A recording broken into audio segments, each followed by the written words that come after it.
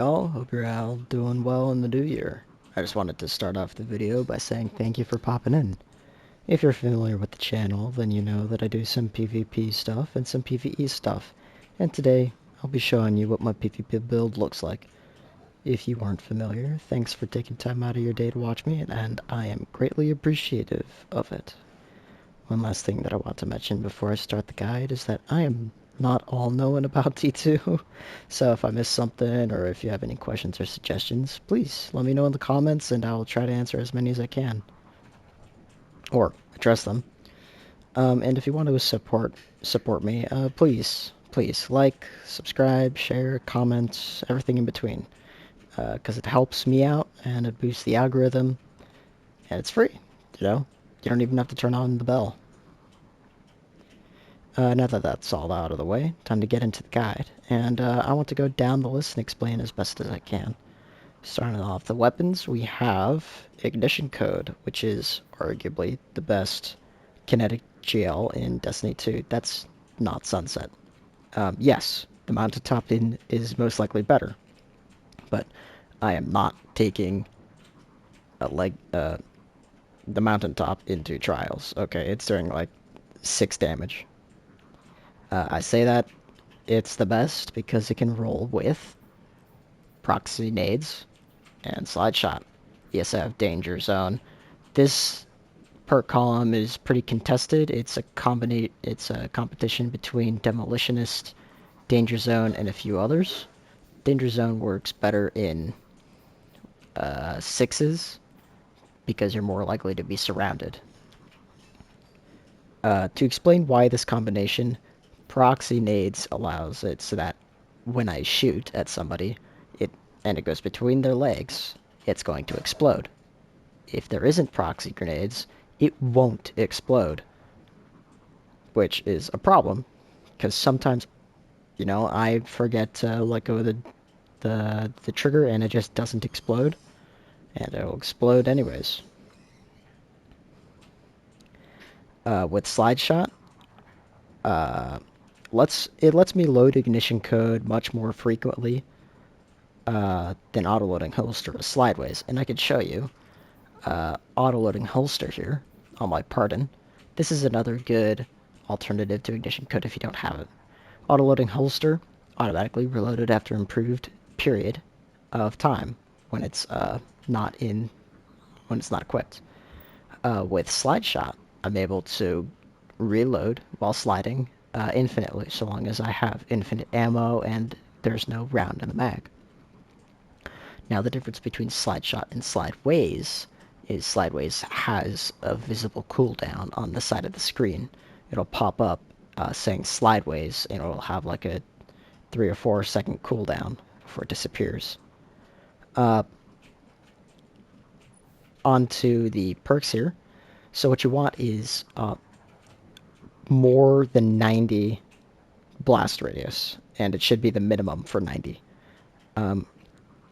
90 or above for maximum effectiveness. And I kind of got lucky. You know, I got the masterwork. I was able to get max blast radius. I mean, that's amazing. Now, velocity is a little more complicated. And it's because it depends on playstyle. So I'm just going to show you here. I'm on Ultra Flame, got some heavy ammo. I'm just going to show you. Thank you, Shax. So, when using GLs, there's about a 1/4 of a second delay after it fires where it cannot detonate. And I'm going to show you that here.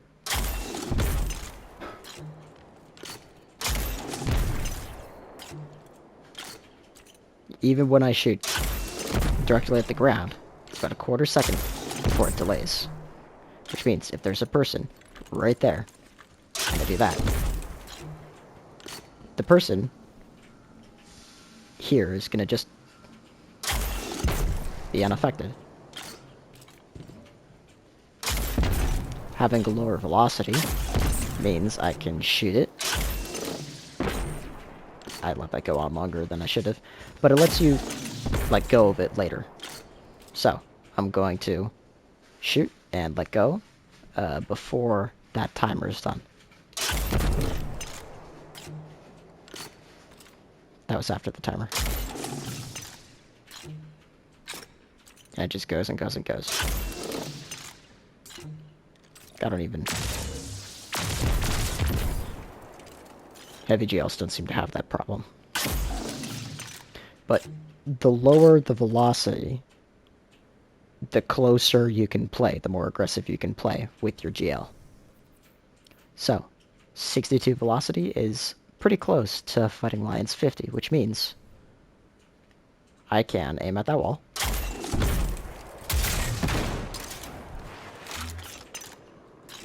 And so long as I'm good, you know, that's not good. Oh no, that's a grenade. I can explode it at around the same time and at the same distance.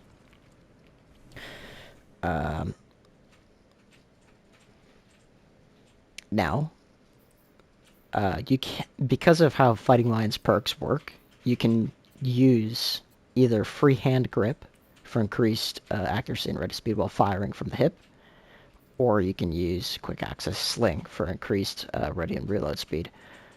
They both don't really do much without Fighting Lion's buff. I kind of swap between these whenever the case calls for it, whenever it demands for it. But I would suggest either one of the two. You can also use Icarus grip, but I mean, it's a grenade launcher. You know, it self-detonates, like airborne effectiveness. Yeah, like it's that too, but it's a grenade, so aim, shoot, fire, etc. Alright, moving on to Fighting Lion, the engine that powers the build. I would suggest you use Fighting Lion with a fully masterworked catalyst, as you can reap the most benefits from using Fighting Lion with the catalyst. And as you can see from the catalyst, after this weapon fires, equipped kinetic and power weapons gain a brief period of increased handling and accuracy. To be more accurate, it gives all weapons, kinetic and power, the following: snapshot sights, quick draw, and opening shot. Yeah, you heard me right. That's after shooting, not necessarily damaging targets with Fighting Lion. And, you know, it functions like a regular breach GL grenade launcher. You know, delayed gratification.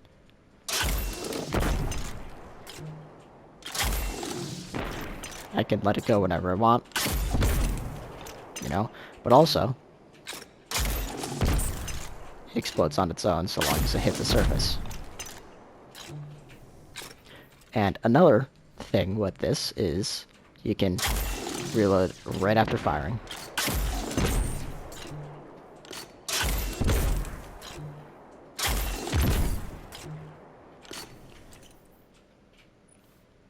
The catalyst also provides a base 30 reload speed. It applies a base 30 reload speed, and a regular Fighting Lion without the catalyst has no reload speed. Alright, and the exotic perk Thin the Herd. Direct hits do more damage to combatant shields, which doesn't apply in Crucible, so we don't have to deal about that. And dealing damage increases reload speed. Now, the funny thing about that is that it gives, I believe, 100 reload speed. Meaning if I had somebody to showcase this with, I could damage them, and it would nearly double my reload speed. Now, the second part of that trait, rapid final blows against grenade damaged combatants refill the magazine. Now what that means is, I could shoot line, damage somebody, switch to ignition code, and if I had ammo, I could kill them, and Fighting Lion would reload itself. And if you've been watching some of my videos, you see that sometimes. It just reloads on its own. Now, as for our heavy GL, I mean, it doesn't really matter what you pick, you know. I just kind of use this. This was my PvP, PvE kind of build for a while, but, I mean, it doesn't really matter what you pick. I kind of have it for the blast radius, and as you saw, the velocity wasn't really an issue anyways. So, any high blast radius heavy grenade launcher works, it's just I chose this one. And, you know, this one works too. Same blast radius, but higher velocity and everything in between. But, I mean, It both works. You can choose both, or any. Okay, now for our subclass abilities. We are running Bubble Titan, of course, to close off areas, but we also can be more aggressive with Shield, Sentinel Shield. And that just allows you to either give tons of orbs to your team with a faster cooldown and for things like control on Trials of Osiris. This is a godsend. If you can get it within the time frame, pop it on the control spot. You basically win the round, or banner shield. You know, always really strong. Increased weapon damage, guarding always makes the shield last longer, etc., etc. Okay. We are also running Rally Barricade, quicker shield recharge, and in conjunction with Bastion, we can get an Overshield. And that Overshield buffs our grenade, regen, it buffs our melee range and damage, and melee final blows extend that. For lift, I mean, it doesn't really matter what you pick, so long as you do not pick high lift. High lift is not at all optimal. Strafe lift is good for moving fast. Catapult lift is good for imitating hunters. Next we have Shield Bash. Of course, that's for movement. You know, you can run around. Right now I'm in Mayhem. You know, cross all these areas really, really quick, and it's also used for super shutdown. And then, of course, we have scatter grenades. Now, these things, in conjunction with Echo of Undermining, can kill a Guardian with one grenade. It's one of the only grenades that can do that in the game. Without any, like, exotic buffs, like from Verity's Brow. Or I think Controverse Hold does something similar. But Void Grenades weaken targets. One of these things weakens, and then the rest kill them. And then, with Echo of Harvest, defeating weakened targets creates an Orb of Power and a Void Breach. Now, for the rest of the Echoes, we have Leeching, so that when I get a kill with my melee ability, I get health regen for me and nearby allies. And Echo of Vigilance, so that I get another Overshield when I get a kill at low health, which, with Echo of Leeching, usually happens quite a lot. Also with this playstyle, it happens quite a lot as well. Alright, on to stat distribution. I would recommend, if you have, getting Tier 10 Resilience, Tier 10 Recovery, and Tier 10 Strength. Tier 10 Resilience, of course, for increased barrier regen rate, but also for increased health. And the difference between Tier 9 and Tier 10, even though it's just a couple points, it can still help out. Although I'm not sure if damage reduction works in PvP. Tier 10 Recovery, you just get back in the fight all that faster.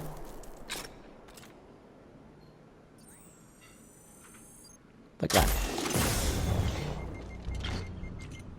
Health starts regenerating almost instantly.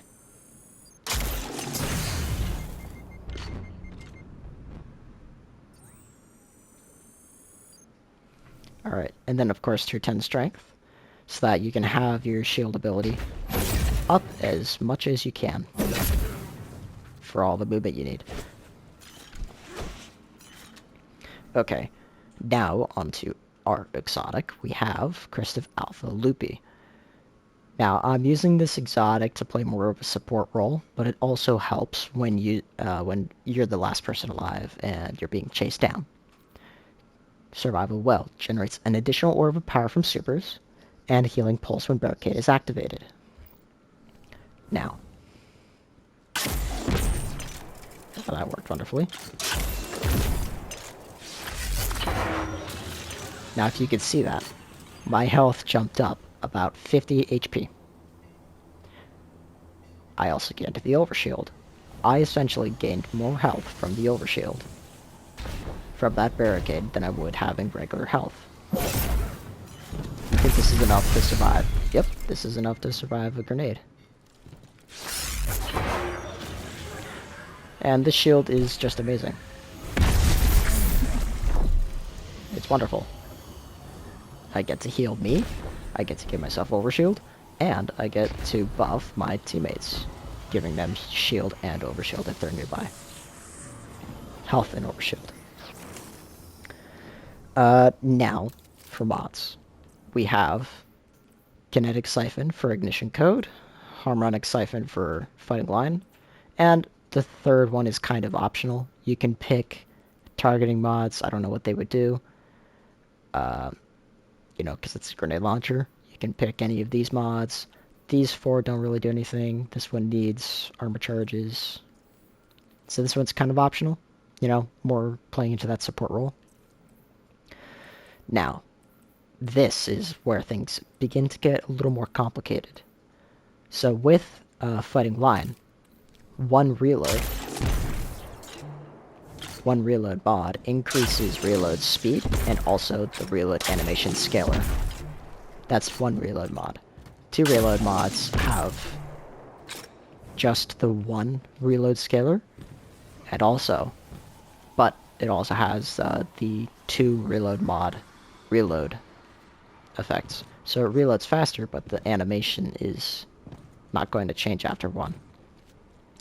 The thing is, though, is that after getting that first chunk of damage off with Lion, that second reload mod is irrelevant. It doesn't affect reload speed, and the first mod affects the scaler already, so it reloads as fast as it can. As for the Kinetic Dexterity mod, it allows me to swap to and from all that much faster, and it does work. I believe it works with kinetic weapons, with Fighting Lion's Chimera bonus.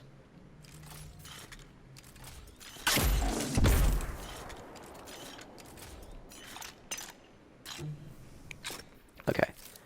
Now, for resistance mods, I mean, you can use unflinching mods if you really want to. Unless you have a sword, you know, you can use that as well.